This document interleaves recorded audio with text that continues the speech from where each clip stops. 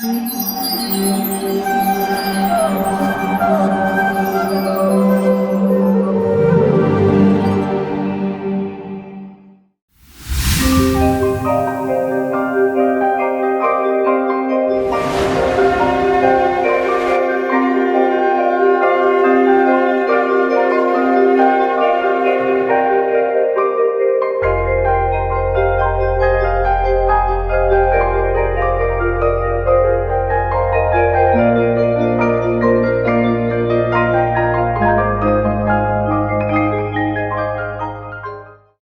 कृष्णा। आज के कार्यक्रम में आपका हार्दिक स्वागत है। हमारे वक्ता हैं श्रीमान केशव मुरारी प्रभु जी। प्रभु जी ने दिल्ली यूनिवर्सिटी से ग्रेजुएशन की है। सन 1995 में वे अंतर्राष्ट्रीय कृष्ण भावनामृत संघ इस्कॉन के संपर्क में आए तथा सन 2004 में प्रभु जी ने इस्कॉन के संस्थापक आचार्य भक्तिवेदांत स्वामी श्रील प्रभुपाद के वरिष्ठ शिष्य परम पूज्य गोपाल कृष्ण गोस्वामी महाराज से दीक्षा प्राप्त की तथा सन 2005 में भगवान नाम का प्रचार करने हेतु उन्होंने अपना संपूर्ण जीवन समर्पित कर ब्रह्मचर्य आश्रम स्वीकार किया। प्रभु जी इस्कॉन रोहिणी के अध्यक्ष हैं और नॉर्थ इंडियन डिविजनल काउंसिल के वाइस चेयरमैन हैं। साथ ही इंडियन कॉन्टिनेंटल कमिटी ICC के सेक्रेटरी हैं और इस्कॉन इंडिया एडवाइजरी कमेटी के सदस्य भी हैं। प्रभु जी विभिन्न स्थानों पर जैसे स्कूल, कॉलेजों, ऑफिस व कॉरपोरेट्स में भगवत गीता के अनुसार एक सुखी व संतुष्ट जीवन जीने हेतु लोगों का मार्गदर्शन भी करते हैं। तो आइए श्रवण करते हैं भगवान की मधुर लीलाओं को एक अत्यंत ही समर्पित भक्त श्रीमान केशव मुरारी प्रभु जी के श्रीमुख से। धन्यवाद। हरे कृष्णा। ओम अज्ञानतिमिरान्धस्य ज्ञानञ्जनशलाकया चक्षुरुन्मीलितं येन तस्मै श्रीगुरवे नमः। नमो विष्णुपादाय कृष्णपृष्ठाय भूतले श्रीमते भक्तिवेदान्तस्वामिनिति नामिने। नमस्ते सरस्वती देवे गौरवाणी प्रचारिणे निर्विशेष शून्यवादी पाश्चात्य देशतारिणे। जय श्री कृष्ण चैतन्य प्रभु नित्यानंद श्री अद्वैत गदाधर शिवासादि गौर भक्त वृंद। हरे कृष्णा कृष्ण कृष्ण हरे हरे, हरे राम राम राम हरे हरे। हरे कृष्णा। तो आप सभी भक्तों का एक बार फिर से स्वागत है भगवान के 10 अवतारों की सुंदर लीलाओं की इस कथा के समागम में।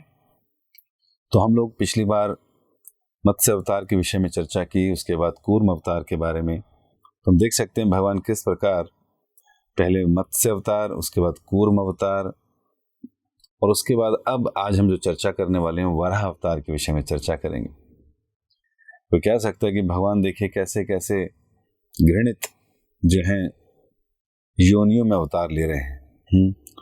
अन्य धर्मों के लोग या जिनकी समझ कम है वो ये कह सकते हैं देखो ये कैसे हिंदू लोग हैं, ये कैसे कैसे भगवान की पूजा करते हैं। जो मछली के रूप में है तो मछली को पूज रहे हैं, कच्छप को पूज रहे हैं जो कूर्म के रूप में है, जो कूर्म कहते हैं, या वराह जो कि कई लोगों के लिए जिसे सुअर कहते हैं उसको कई धर्म के लोग तो हराम बोलते अपने लिए, और ये हिंदू लोग उसको पूज रहे हैं। देखिए कितना घृणित धर्म है ये। तो लोगों की समझ कम होने के कारण या उनको ना जानकारी मिलने के कारण वो इस प्रकार भगवान के इन अवतारों से या हिंदुओं से या जो धार्मिक लोग हैं उनसे ईर्ष्या द्वेष कर सकते हैं। लेकिन भगवान के भक्त इन सब चीज़ों को तत्व से जानते हैं। वो समझते हैं इस बात को कि किस प्रकार भगवान अपने भक्तों की रक्षा के लिए, साधुओं की रक्षा के लिए, धर्म की रक्षा के लिए, वेदों की रक्षा के लिए किस किस प्रकार के अवतार लेते हैं। जब जब समय जिस समय इन सब की आवश्यकता पड़ती है भगवान वैसा अवतार ले लेते हैं। और इन योनियों में अवतार लेकर भगवान ये भी दर्शाना चाहते हैं कि सभी योनियां जो हैं बहुत महत्वपूर्ण हैं और किस प्रकार भगवान प्रोग्रेसिवली अपने अवतारों को आगे बढ़ाते जा रहे हैं। तो जिनकी समझ कम है, जहाँ जानकारी नहीं है, वो इसको कह सकते हैं ऐसा। लेकिन हम देखते हैं कि भगवान का कोई भी अवतार हो, सुखदेव गोस्वामी परीक्षित को यही जवाब देते हैं कि भगवान का इस प्रकार के अवतारों में आना ऐसा नहीं कि भगवान की शक्ति कम कर देगा या उनकी इमेज कम कर देगा, जी नहीं, भगवान तो सदैव भगवान है, वो किसी भी अवतार में है।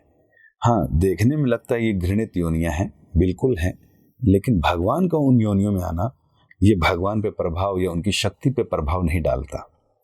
जिस प्रकार भगवान कृष्ण जब बाल रूप में रहते हैं तो कोई ये नहीं कह सकता कि इस समय भगवान छोटे हैं, कम शक्ति के हैं या उनके अंदर उतनी स्ट्रेंथ नहीं है।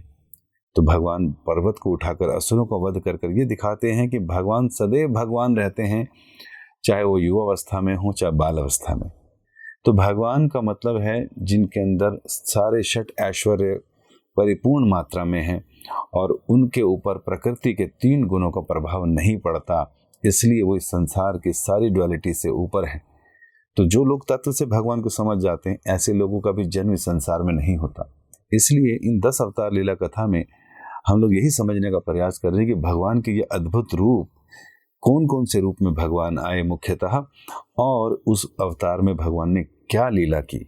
तो मत्स्य अवतार में हमने जाना कि किस प्रकार ब्रह्मा जी की झपकी लगने के कारण उनके वेद चुरा लिए गए, संसार को अंधकार में डाल दिया गया ताकि ये लोग आगे ना बढ़ सकें। और फिर भगवान आते हैं मत्स्य अवतार में और हयग्रीव का वध कर सारे वेद ब्रह्मा जी को वापस दे देते हैं। अगर वेद ना हो, ज्ञान ना हो, तो सारा संसार अज्ञानता में रहेगा और नरकों की सर जो है सैर करेगा, नाना प्रकार की पनिशमेंट मिलेंगी।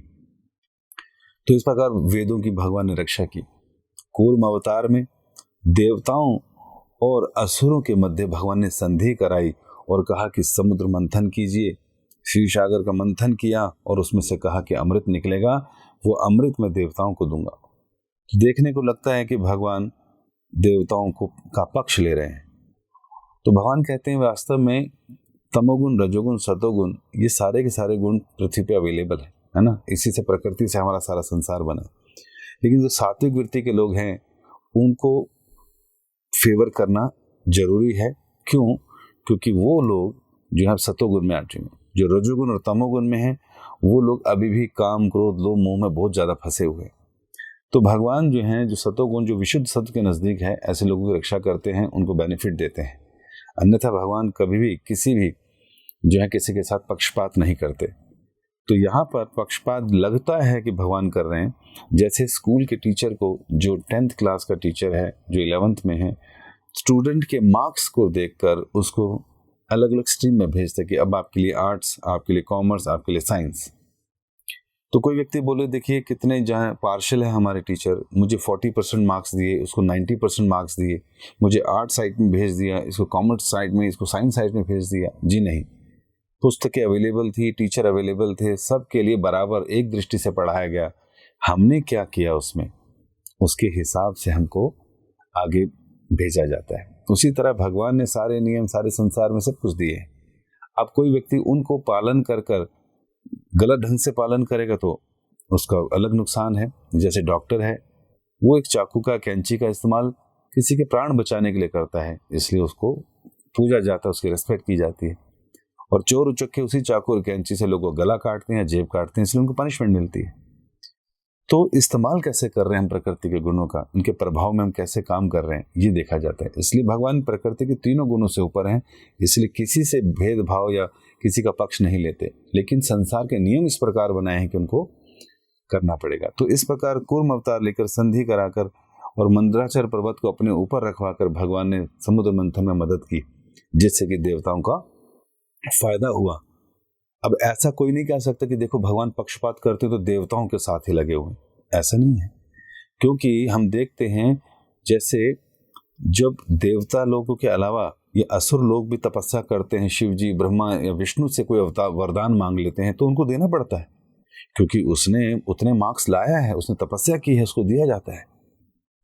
तो अब असुरों के परिवार में ही प्रहलाद जैसे भी भक्त आए थे, जिन्होंने खूब तपस्या करी, भगवान को खूब प्रसन्न किया, तो भगवान उनकी रक्षा के लिए भी आ गए। तो इसका मतलब क्या है, अगर हम भक्ति करेंगे, भगवान को तत्व से जानेंगे, चाहे हम किसी भी कुल में हो, किसी भी जाति में हो, किसी भी कास्ट में हो, किसी भी नेशन में हो, किसी भी धर्म में हो, लेकिन भगवान को प्रसन्न करते हैं तो भगवान हमारा सदैव सहयोग करेंगे, हमें आगे बढ़ाएंगे। तो इस प्रकार अब तीसरा अवतार था वराह अवतार। श्रीमद् भागवतम में ही तीसरे स्कंद में विदुर और मैत्रेय जी की जहाँ चर्चा चलती है, तो वहां पर बताया जाता है कि इस प्रकार ये सारी सृष्टि की गई। भगवान के विभिन्न अवतारों की चर्चा होती है और उसके बाद बताते हैं ब्रह्मा जी ने सृष्टि कैसे की।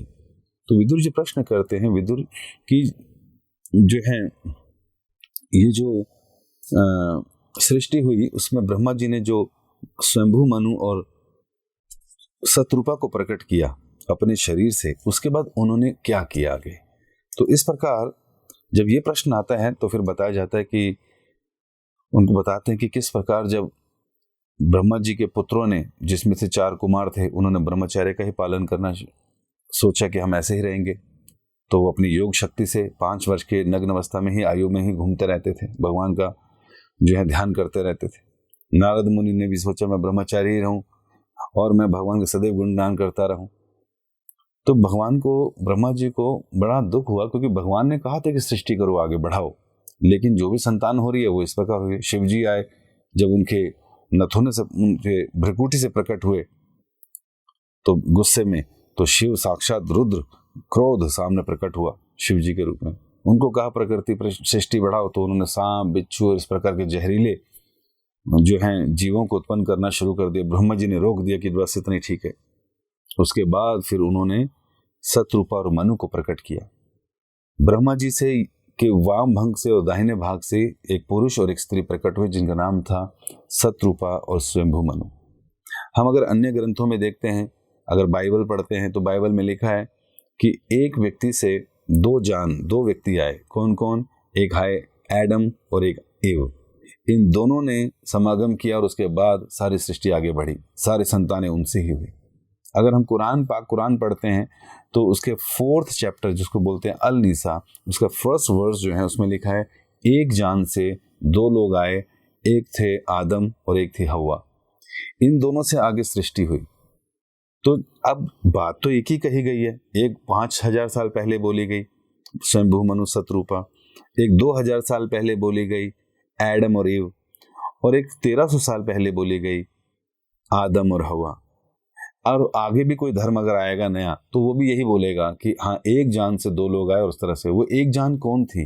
कोई लोग उसको भगवान बोल सकते हैं, कुछ बोल सकते हैं, वास्तव में ब्रह्मा जी थे जहाँ से आए, उसके बाद सारी सृष्टि आगे बढ़ी है। इसलिए बोलते हैं वसुधैव कुटुंबकम, हम सब लोग भगवान वसुदेव के ही पुत्र हैं और एक ही जिस संसार से इसी में आए हैं और इसी तरह प्रोगेनी आगे बढ़ी है। तो ये तत्व से समझना जरूरी है। अगर ये नहीं समझते हैं तो संसार में दुख हैं, तकलीफें हैं, लड़ाई हैं, झगड़े हैं, आपस में कम्युनल वार्स हैं, कोई ठीक नहीं हो पाएगा, दिक्कत ही रहेगी संसार में। तो इस प्रकार जब उन्होंने बोला कि विदुर जी ने कि भाई आगे क्या हुआ, उन दोनों ने मिलकर आगे क्या किया, तो उन्होंने बताया कि किस प्रकार उन्हें सृष्टि करनी चाहिए आगे। लेकिन जब अपने स्थान पर आए ब्रह्मा जी की आज्ञा का पालन करने के लिए, तो ब्रह्मा जी को कहा कि ब्रह्मा जी हम कहाँ जाएं, पृथ्वी तो है ही नहीं अपनी जगह पर, पृथ्वी को पहले निकलवाइए। तो पृथ्वी कहाँ थी? रसातल में कहीं फंसी हुई थी। तो इस तरह से उनके संकट से, तो उसी टाइम भगवान वराह जो है उनकी नासिका से प्रकट हुए और धीरे धीरे बढ़ते गए, और वराह जो है सूअर के रूप में इतने सुंदर लग रहे थे, आभूषण थे और सुंदर उनके सुनहरे बाल थे। अब पृथ्वी को नीचे से निकालना है। कितने लोग हैं पृथ्वी के नीचे? अतल, वितल, सुतल, तलातल, रसातल, पाताल से बस ऊपर वाले लोग, वहां पर पृथ्वी चली गई थी। तो पृथ्वी को अपने नासिका से उठाकर सूंघ कर वहां पहुंचे और उसको उठाकर अपने स्थान पर रखा। उसके बाद स्वयंभू मनु और शत्रुपा ने आगे संतानें बढ़ाना शुरू करी, जिससे आगे प्रजापति गणति आदि आए और आगे बढ़े। तो ये घटना हुई थी पहले मनवंतर में, स्वयंभू मनु मनवंतर में। इसी के दौरान आगे बताते हैं कि ये तो बात हुई पहले मनवंतर की, लेकिन जो छठा मनवंतर था, जो चाक्षुषा मनवंतर था, उसमें भी ये घटना घटी थी, जिसमें भगवान ने वराह के रूप में आकर हिरण्याक्ष को मारा। तो प्रश्न उठा कि भाई हिरण्याक्ष का वध क्यों किया गया? तो फिर बताते हैं कि किस प्रकार चाक्षुषा मनवंतर में जो है घटना घटी थी। उन प्रश्न पूछा कि उनके बीच में ऐसा क्या हुआ था, तो उन्होंने बोला कि चाक्षुषा मनवंतर में भी ऐसा हुआ था। तो घटना घटती है और बताते हैं कि किस प्रकार असुरों की जो माता थी देती, जिनके पति कश्यप थे, तो एक गलत समय पर दीति ने अपने हस्बैंड को, जो उनकी सेवा करती थी, वो ध्यान साधना में लगे रहते थे, ऑस्टेरिटी में लगे रहते थे, उनको अप्रोच किया कि जो है आप मुझे संतुष्ट कीजिए। संध्या काल का समय था, शिव जी इत्यादि उनके भूत पिशाच विचरण कर रहे होते हैं। ऐसे समय पर समय ठीक नहीं था। कश्यप जी ने उनको कहा कि कुछ देर रुक जाओ, अभी ये समय ठीक नहीं है, ये समय निकल जाएगा तो उसके बाद मैं तुम्हारी इच्छा जरूर पूरी करूंगा। लेकिन दिति इतनी ज़्यादा कामातुर थी कि उसने उनको फिर से अप्रोच किया कि नहीं, मुझे अभी मेरे इंद्रियों को संतुष्ट करो, मेरे से संबंध बनाओ। और इस प्रकार कश्यप जी ने फिर उनके फोर्स करने पर उस गलत समय पर, संध्या के समय ही जो है उनके साथ समागम किया। और फिर क्या हुआ, शास्त्रों में बताते हैं कि इसलिए अब दिति के गर्भ में हिरण्याक्ष और हिरण्यकशिपु 2 संतान आ गए। हम सब जानते हैं इनके बारे में। तो यहाँ पर एक बड़ा सुंदर प्रिंसिपल निकलता है कि जो गर्भ धारण संस्कार हमारे शास्त्रों में कहा है, जन्म से पहले और जन्म के बाद तक 16 संस्कार मुख्यतः होते हैं। ये इसलिए होते हैं ताकि व्यक्ति जो है एक पशुवत जीवन ना जीकर इन संस्कारों का पालन कर कर अपनी उन्नति करे, देवलोक पहुंचे या भगवत धाम जाए, इस संसार में बार बार आवागमन ना करे या अच्छे लोकों में जाए। इसलिए उसको संस्कार पालन करने चाहिए। संस्कारात् भवेत् द्विजः। तो इस प्रकार जब लोग नहीं संस्कार पालन करते, नहीं जो है देव पूजा करते इत्यादि नहीं करते, तो उनको दिक्कतें आती हैं, काफी कष्ट आते हैं। इसलिए भक्तों को चाहिए कि वो इन सब का ध्यान से पालन करे। तो बताते हैं गर्भ धारण संस्कार माता पिता जब विवाह करते हैं तो उससे पहले वो इसका प्लान करते हैं, संतान की उत्पत्ति का प्लान करते हैं। दोनों भक्त होते हैं, चेतना बिल्कुल कृष्ण कॉन्शियस रखते हैं अपनी, और उसके बाद गुरु की आज्ञा से काम सुख में आनंद उठाने के लिए नहीं, एक भगवत भक्त घर में लाने के लिए उनसे प्रार्थना करते हैं, ताकि हम एक जीव को घर ला रहे हैं और वो जीव ऐसा होना चाहिए कि जो भगवान का भक्त हो, ताकि वो अपना तो उद्धार करे ही, हमारी पीढ़ियों का भी उद्धार करे। ये पीछे भाव होता था। तो माता जो है वो भगवान के नामों को जप करती है, भक्ति करती है, पिता करते हैं, और फिर जब इतने अधिक चेतना अपनी शुद्ध कर लेते हैं उसके बाद समागम करते हैं, तो वो ऐसी काम आतुरता के भाव से नहीं होती। गुरु के आदेश को पालन करके एक कृष्ण कॉन्शियस संतान घर में लाने का उद्देश्य होता है, ताकि वो भगवत धाम जाए। अन्यथा शास्त्रों में कहा है किसी को गुरु माता पिता बनने का अधिकार नहीं। गुरु न सस्यात्, जननी न सस्यात्, पिता न सस्यात्, नहीं बनने का अधिकार, अगर वो अपने बच्चों को जन्म और मृत्यु से बाहर नहीं निकाल सकते। तो इसलिए तो जब संतान उत्पन्न की जाती है, ऐसा भाव होता है, तो बड़ी सुंदर ऐसी चेतना से, क्योंकि बताया गया कर्मणा देव नेत्रेणा जंतुर्देहो उपपतये, भगवान के सुपरविजन में इन सब जीवों को जो जिस जिस जगह भटक रही हैं उसमें कौन किस मात्रा में शुद्ध है और किस मात्रा में हस्बैंड वाइफ यहाँ पर प्योर हैं, उनके हिसाब से उनके गर्भ में प्रवेश कराते हैं भगवान, ताकि उसकी भक्ति वहाँ से आगे बढ़े। इसलिए हम देखते हैं कि भारत में होता है कि जब भी लोग, चाहे किसी भी धर्म में हम देखें, ऐसी शिक्षा दी गई है कि जब माता गर्भवती रहे तो उसे जो भी उनके ग्रंथ हैं, चाहे कुरान हो चाहे बाइबल हो, ऐसी चीजें हो, तो भगवत गीता और भागवतम रामायण इन सब का अध्ययन करना चाहिए, इनका श्रवण करना चाहिए, ताकि उनके संस्कारों से, माता के संस्कारों से गर्भ में पल रहे शिशु को संस्कार मिले। कितनी सारी ऐसी कथाएं आती हैं कि जब माता के गर्भ में ही लोग शिक्षित जाते हैं, है ना, और फिर बाहर आके अच्छा आचरण करते हैं।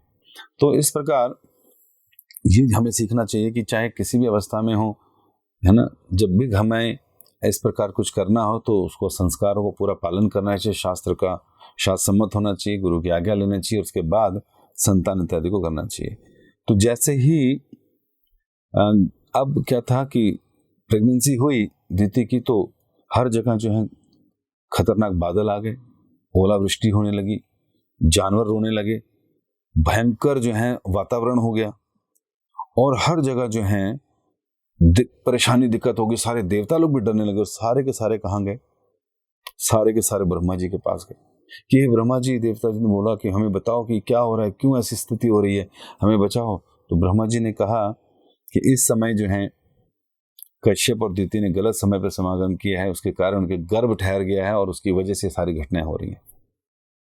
और उसके बाद वो पूछते हैं ऐसा क्या कारण है कि उसके गर्भ में ऐसा हो, तो उन्होंने फिर कथा सुनाई। उन्होंने कहा कि किस प्रकार ब्रह्मा जी ने बताया कि जो मेरे 4 पुत्र थे जिन्होंने इच्छा नहीं की आगे संतान करने की, शादी करने की, तो चारों के चारों एक बार जो है भगवान के चरणों पे पड़ी हुई तुलसी वैकुंठ से जो है जब निकली तो उनकी नासिका में प्रवेश कर गई, और इसको वो सूंघने के बाद भगवान के दर्शन के लिए वैकुंठ चले गए। वैकुंठ के सारे द्वारों को पार कर लिया चारों भाइयों ने। नग्न अवस्था में थे, 5 साल की उम्र में थे। तो जो 7वां द्वार जब था वैकुंठ का, वहां पर जैसे ही पहुंचे तो जय और विजय नाम के 2 द्वारपालों ने इन चारों बच्चों का रास्ता रोक लिया, उन्हें अंदर नहीं प्रवेश करने दिया। उनसे पूछने कि तुम कौन हो और कौन कैसे इस दशा में यहां पर आ गए। तो ये चारों बच्चों ने, जो 4 कुमार थे, सनक, सनातन, सनत, सनंदन, इन्होंने जो है दोनों द्वारपालों को देखकर क्रोधित हो गए और कहा कि तुम लोग बिल्कुल भी इस पोजीशन पे काम करने लायक नहीं हो, क्योंकि तुम्हारे पास दृष्टि नहीं है। अगर हम 6 द्वार पार करके आए तो 7वें में तुम्हें रोकने का क्या मतलब है? तुम वैकुंठ में इस जगह रहने लायक नहीं हो, तुम तो आसुरी प्रवृत्ति के हो। मैं तुम्हें शाप देता हूं कि तुम असुर परिवारों में जन्म लो। तो यहां पर 4 वैष्णवों के प्रति जय विजय का ही अपराध जो था वो भयंकर पड़ गया। वास्तव में भगवान की इच्छा से सब कुछ होता है। भगवान अगर इच्छा करते हैं कि मुझे किसी से युद्ध करना है या कमर में खुजली हो रही, उठ करनी है, तो कूर्म अवतार ले लेते हैं। उद्देश्य कुछ और भी होता है कि संसार को बचाना है, सब कुछ ठीक करना है। लेकिन जब भगवान के हृदय में इच्छा आती है तो उनकी इच्छा से उनकी शक्ति जो है, योग माया, वो सारा का सारा सीन तैयार करती है। द्वारपालों के द्वारा उनके हृदय में ऐसा प्रवेश कराती है कि द्वारपाल भी सोचने लगते हैं कि भगवान की भी तो इच्छा होती है कि युद्ध की है। और इस प्रकार 4 कुमारों को रोक दिया जाता है। और 4 कुमारों को शाप मिलना, भगवान का बीच बचाव करना, उनसे माफी मांगना कि मेरे द्वारपाल हैं, इन्होंने गलती की है तो मैं तुमसे क्षमा चाहता हूं। और इस पर क्षमा मांगी, लेकिन उनको कहा कि 3 जन्मों तक तुम जो है पृथ्वी पर असुर परिवारों में जन्म लोगे। तो ये 3 जन्मों में कौन कौन से अवतार बनकर आए? तो ये पहला अवतार है सत्युग का, जिसमें ये हिरण्याक्ष और हिरण्यकश्यपु बनकर आए।